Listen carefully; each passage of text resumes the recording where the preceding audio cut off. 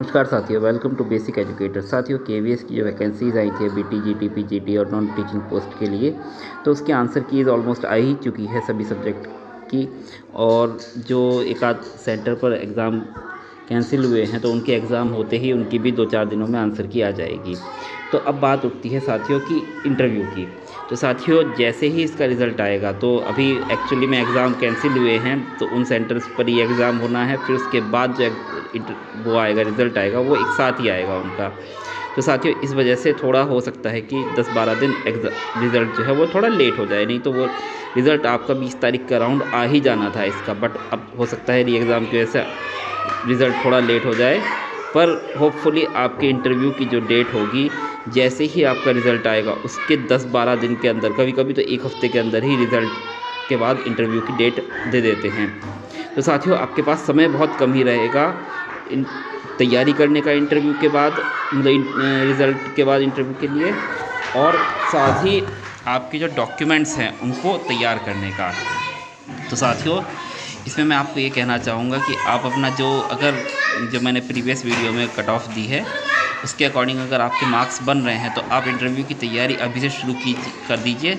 साथ ही साथ साथियों, एक डॉक्यूमेंट वेरिफिकेशन इंटरव्यू का एक इंटीग्रल पार्ट है। तो डॉक्यूमेंट्स आपके बिल्कुल सही होने चाहिए, क्योंकि अगर आपने तैयारी भी की और डॉक्यूमेंट्स में कुछ कमी निकल गई तो वो बहुत बुरा लगता है लास्ट पॉइंट पे जाके, अगर कुछ इसमें प्रॉब्लम आ जाए तो साथियों, डॉक्यूमेंट्स को आप अपना अभी से तैयार करके रख दीजिए, क्योंकि डॉक्यूमेंट्स ऐसी चीज़ है जो आपको नेक्स्ट कभी कोई एग्ज़ाम होगा तो उसके लिए भी आपके डॉक्यूमेंट्स हमेशा तैयार रहने चाहिए। तो डॉक्यूमेंट्स में आपका सबसे पहले इसमें दिया गया था साथियों, इसके इंस्ट्रक्शन क्या है कि cut off date for determining various eligibility criteria, educational qualification, age limit, experience etcetera will be 26/12/2022। यानी कि आपकी जो एजुकेशन क्वालिफिकेशन है वो सारी 26/12/2022 के पहले होनी चाहिए। उसके बाद की अगर आपकी कोई मार्कशीट है तो आप एलिजिबल नहीं होंगे। ये चीज़ ध्यान रखना है। आपकी अगर 26/12/2022 के बाद कोई मार्कशीट इशू हुई है तो उसमें आपकी प्रॉब्लम आ सकती है। साथियों, उसके बाद एक और बात आती है सर्टिफिकेट की, कास्ट सर्टिफिकेट। तो कास्ट सर्टिफिकेट में साथियों मैं आपको बताना चाहूँगा कास्ट सर्टिफिकेट में क्या होता है। देखो, OBC candidates who belong to creamy layer are not entitled for concession admissible to OBC category and such candidates have to indicate their category as general. Only those OBC categories which are applicable for appointment under central government will be considered. Candidates who claims to belong OBC NCL category should submit a certificate as per Annexure 1 in support of his or her claim from the appropriate issuing authority as provide under the rules. तो साथियों, इसमें कुल मिलाकर बात यह है कि आपको ओबीसी नॉन क्रीमी लेयर आपको पता है कि 8 लाख से कम आपकी फैमिली इनकम होनी चाहिए। अगर वो सर्टिफिकेट आप वो कर देते हैं प्रोवाइड, तो आपकी जो है वो कैंडिडेचर ओबीसी में काउंट होगा। अगर आप क्रीमी लेयर में आते हैं तो आपको जनरल ही अपने आप को शो करना था। और जो ओबीसी का जो सर्टिफिकेट है वो सेंट्रल गवर्नमेंट वाले फॉर्मेट पे होना चाहिए। साथियों, अक्सर ऐसा होता है कि बहुत सारी जो कास्ट होती हैं वो स्टेट में ओबीसी होती है बट सेंट्रल में जो है जनरल में काउंट होती हैं। तो आपको देखना है कि आपकी जो ओबीसी आपने अगर इंडिकेट किया है तो वो कास्ट वो सेंटर में भी ओबीसी हो और स्टेट में भी ओबीसी हो, तो उस कंडीशन में आप उसके लिए एलिजिबल होंगे। और आपका जो सर्टिफिकेट है, अक्सर क्या होता है कैंडिडेट्स के पास स्टेट वाला सर्टिफिकेट होता है, तो वो आपकी इस जॉब के लिए मतलब आप उसके लिए एलिजिबल नहीं होगा। आपका जो सर्टिफिकेट भी है वो ओबीसी का आपका सेंट्रल गवर्नमेंट वाला ही होना चाहिए। ध्यान रखिए, अगर आपके पास स्टेट वाला सर्टिफिकेट है तो अभी आप सेंट्रल वाले सर्टिफिकेट के लिए अप्लाई कर दीजिए। वो आपकी रेस्पेक्टिव तहसील या सब डिविजनल ऑफिस जो भी होता होगा वहाँ से आपका ये बन जाएगा। ऐसे ही आपका शेड्यूल कास्ट और शेड्यूल ट्राइब का जो मामला है उसमें भी आपका कास्ट सर्टिफिकेट आपको इशू करना है। और ये साथियों, ये ध्यान रखें। ऐसे ही सिमिलरली आगे दिया गया है साथियों, देख पा रहे हैं आप। Similarly candidate who claims to belong one of the scheduled caste or scheduled tribe category should submit a certificate as per Annexure 2 from the appropriate issuing authority as per under rules। तो साथियों, ऐसे ही आपका schedule caste या schedule tribe का certificate अगर है तो वो भी आपको इशू करना है। वो साथियों Annexure 2, यानी कि इसमें साथियों शेड्यूल कास्ट में अब शेड्यूल ट्राइब में ऐसे स्टेट और सेंट्रल वाला कोई मामला नहीं होता है। अगर कोई कास्ट अगर स्टेट में SC है तो वो सेंटर में भी शेड्यूल कास्ट ही होगी, या स्टेट में अगर ST है तो इस सेंटर में भी वो ST होगी। तो इसके सर्टिफिकेट का इतना कोई बड़ा इशू नहीं होता है। जो मेन इशू होता है वो आपका OBC के सर्टिफिकेट का भी होता है, क्योंकि इसमें नॉन क्रीमी लेयर का प्रॉब्लम होता है। दूसरी बात स्टेट और सेंटर के सर्टिफिकेट का फॉर्मेट का अंतर होता है। SC में ऐसा कुछ खास डिफरेंस नहीं है उसके फॉर्मेट में, बस OBC में बहुत बड़ा डिफरेंट है। अगर आपका सर्टिफिकेट चेंज हो गया, मतलब स्टेट वाला सर्टिफिकेट होगा, तो आपको बैठने ही नहीं देंगे इंटरव्यू में। साथियों, अभी मैंने आपका नवोदय का इंटरव्यू में का कॉल आया था मेरा, तो उसमें जो आपके सर्टिफिकेट्स मांगे गए थे, तो उसके अकॉर्डिंग थोड़ा मैं आप चर्चा करना चाहूँगा, क्योंकि नवोदय और केंद्रीय विद्यालय दोनों ही सिस्टर ऑर्गेनाइजेशन हैं। तो साथियों, आपको जैसे पता है कि दोनों सिस्टर ऑर्गेनाइजेशन है, तो मतलब इंटरव्यू की जो डॉक्यूमेंट्स की लिस्ट होगी वो भी ऑलमोस्ट सेम ही होगी। तो उसको एक बेंचमार्क मानते हुए हम उसके इंटरव्यू के जो डॉक्यूमेंट्स हैं उस पर चर्चा करेंगे, क्योंकि अभी KVS के इंटरव्यू की कॉल नहीं आई है, तो हमें उसके मतलब जो अप्रोप्रिएट डॉक्यूमेंट्स हैं वो हमें नहीं पता है, बट ऑलमोस्ट सेम ही होते हैं। तो उसके हम चर्चा करेंगे, तो उसके अकॉर्डिंग अगर हम अपने डॉक्यूमेंट्स को तैयार करके रख पाएंगे, तो KVS के जब इंटरव्यू की कॉल आएगी तो हमें कोई मेजर प्रॉब्लम नहीं होगी। तो साथियों, जैसे कि आप देख पा रहे हैं, ये मैं TGT SST का नवोदय का इंटरव्यू का कॉल था।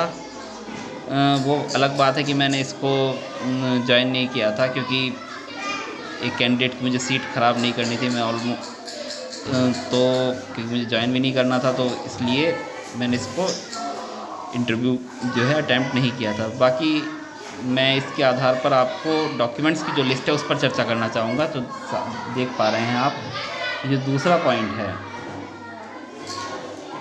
You are requested to produce the following documents at the time of interview. देख पा रहे हैं, original certificate testimonials in support of education and date of birth, यानी कि आपका ओरिजिनल जो भी है आपकी हाई स्कूल इंटर यानी कि 10th 12th ग्रेजुएशन BEd वगैरह की जो मार्कशीट है वो सब होनी चाहिए। Original marksheet of all the years of graduation degree bachelor of education. अब साथियों, ये देखिए, ये बहुत ज़रूरी है। कभी आप इंटरव्यू में लास्ट ईयर की मार्कशीट लेकर चल जाएँ ग्रेजुएशन में या BEd की, तो आपकी जो अगर ग्रेजुएशन 3 साल की है, 4 साल की है, तो 3 सालों की या 4 सालों की, या सेमेस्टर वाइज तो हर सेमेस्टर की आपकी मार्कशीट होनी चाहिए आपके पास। ऐसी BEd अगर 2 साल का है तो आपकी दोनों साल की BEd की मार्कशीट होनी चाहिए। अगर एक ही यूनिवर्सिटी अगर एक ही मार्कशीट इशू करती है तो अलग बात, अगर अलग अलग मार्कशीट इशू करती है तो आपको हर साल की मार्कशीट लेकर जानी है, first year, second year, third year, fourth year सबकी। If in the marksheet for various years name of the subject offered are not given and in their place only code numbers of the subjects are mentioned, in that case the candidates are requested or are required to produce a copy of key certificate issued by the appropriate authority of the concerned university board indicating the code numbers along with the number of corresponding subject। अब बात देखिए साथियों, जो कुछ professional course होते हैं उनमें क्या होता है, या कुछ यूनिवर्सिटीज़ क्या करती हैं, सिर्फ मार्कशीट पर जो सब्जेक्ट कोड होता है वो डाल देते हैं और उसके मार्क्स इंडिकेट होते हैं, बट उसमें सब्जेक्ट कोड के साथ उसके सब्जेक्ट नहीं लिखा होता है कि सब्जेक्ट इस सब्जेक्ट कोड का, मतलब मान लो 031 कहीं पे लिखा है, तो इसका मतलब हिस्ट्री है, ज्योग्राफी है, पॉलिटिकल साइंस है, इकोनॉमिक्स है, क्या है, तो ये नहीं लिखा होता है मार्कशीट पर। तो अगर ऐसा कुछ अगर आपकी मार्कशीट में है तो आपको एक सर्टिफिकेट बनवाना होगा अपनी यूनिवर्सिटी से, जिसमें हर सब्जेक्ट के साथ कोड के साथ उसका सब्जेक्ट लिखा होगा। आपकी मार्कशीट में जो कोड दिए गए हैं उसके साथ उसका सब्जेक्ट लिखा होगा और वो यूनिवर्सिटी से वेरीफाइड हो, तो वो आपको सर्टिफिकेट एक तैयार करवा के रखना होगा। अगर ऐसी कोई प्रॉब्लम है तो अभी तैयार करवा लीजिए, क्योंकि यूनिवर्सिटीज़ में बहुत प्रॉब्लम हो जाती है, टाइम लगता है किसी काम करवाने में, तो उसको अभी तैयार करवा के रख लीजिए, क्योंकि ये फ्यूचर में भी आपको अगर दूसरे एग्ज़ाम भी देंगे तो उसमें भी ज़रूरत होगा।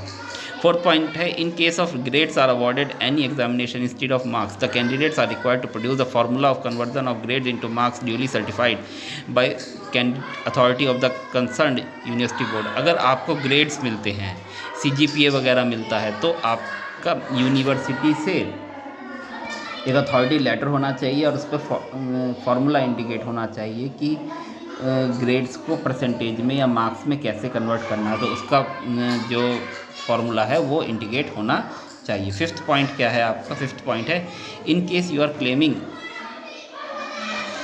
Equivalence of your qualification with the qualification notified in the appointment, you must bring relevant document issued by the competent authority registrar in case of university like Association of Indian University concerned board in support of your claim.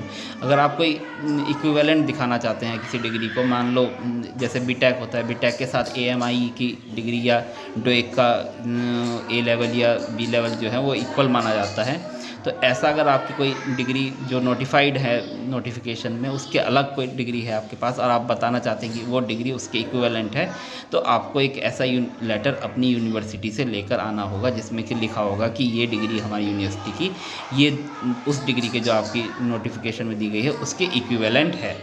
6 point है आपका original certificate in teaching clearly mention the length of service rendered in the institution, nature of duties being performed in any pay scale with breakup duly countersigned by the concerned district education officer if applicable। अगर आपने experience show किया है application form में तो आपको ये experience certificate भी बनवा के लेके जाना होगा जो कि डिस्ट्रिक्ट एजुकेशन ऑफिसर से काउंटर साइन हो।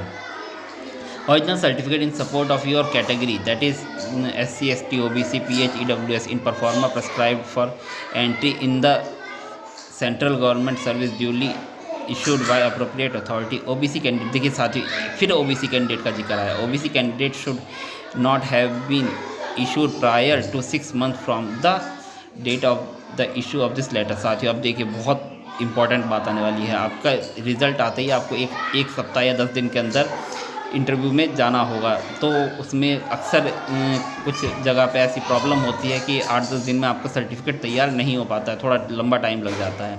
तो उस कंडीशन में आप OBC का सर्टिफिकेट अभी भी बनवा के रख लीजिए, क्योंकि इसमें लिखा है कि इस लेटर यानी कि इंटरव्यू का जो लेटर इशू हुआ है इससे 6 महीने पहले का आपका OBC का सर्टिफिकेट ना हो, यानी कि आपको रिसेंट का ही OBC का सर्टिफिकेट चाहिए होगा। तो आपको एक OBC का सर्टिफिकेट आपका सेंट्रल गवर्नमेंट फॉर्मेट पर बनवा कर रख ही लेना है अभी। With regard to EWS certificate, it should be valid for 2022-23। अब देखिए EWS का जो सर्टिफिकेट होता है 1 साल वैलिड तो होता है, बट एक चीज़ ध्यान देनी है, 1 साल कैसे, ये फाइनेंशियल ईयर, ये जनवरी टू दिसंबर नहीं चलता, या जिस दिन में इशू हुआ है उससे अगला 1 साल ऐसे भी नहीं होता, ये सिर्फ फाइनेंशियल ईयर के लिए वैलिड होता है। तो आपका जो EWS का सर्टिफिकेट 2022-23 के लिए वैलिड होना चाहिए। ये ध्यान रखना कि कहीं ये प्रीवियस अगर मान लिए आपका EWS का सर्टिफिकेट जनवरी 2022 का इशू होया हुआ है या फरवरी 2022 का इशू हुआ है तो वो वैलिड नहीं होगा। वो जो है आपका EWS का सर्टिफिकेट 1 अप्रैल 2022 के बाद इशू होना चाहिए, ये ध्यान रखना, तभी वो 2022-23 के लिए वैलिड होगा। अगला पॉइंट है in case already service job, no objection certificate from cadre controlling authority mentioning that no vigilance case disciplinary case is either pending और contemplated against you as on date. अगर आप ऑलरेडी सर्विस में हैं तो आपको interview में no objection certificate लेके जाना होगा अपने एम्प्लॉयर से। उस पर क्लियरली लिखा होना चाहिए कि आपके खिलाफ कोई विभागीय कार्रवाई, कोई डिसिप्लिनरी एक्शन, कोई विजिलेंस केस नहीं चल रहा है। इसके साथ ही आपको एक वैलिड आइडेंटिटी प्रूफ लेके जाना होगा। इन ओरिजिनल और 2 पासपोर्ट साइज़ फ़ोटोग्राफ लेके जाने होंगे। आपका आइडेंटिटी प्रूफ में आपका आधार कार्ड हो सकता है, पैन कार्ड हो सकता है और वोटर ID हो सकती है, ये सब। और लास्ट है आपका you are also advise to bring downloaded copy of online application form, admit card for computer based CBT and interview call letter. तो आप अपना ऑनलाइन एप्लीकेशन फॉर्म जो है उसको भी संभाल कर रखिएगा। आपका जो आप CBT यानी कंप्यूटर बेस्ड टेस्ट दे के आए थे वो भी आपका एडमिट कार्ड आपके पास होना चाहिए, और इंटरव्यू का कॉल लेटर जो आपका इशू होगा वो तो आपका आ ही जाएगा।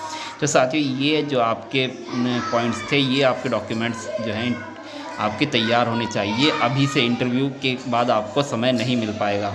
साथियों एक डिग्री वाली दिक्कत आती है, अगर आपके पास ग्रेजुएशन किया हुआ है, डिग्री नहीं है, तो उस कंडीशन में आप अपनी यूनिवर्सिटी से एक प्रोविजनल सर्टिफिकेट भी बनवा कर रख लीजिएगा अभी से, अगर डिग्री अभी आपकी यूनिवर्सिटी ने इशू नहीं की है तो।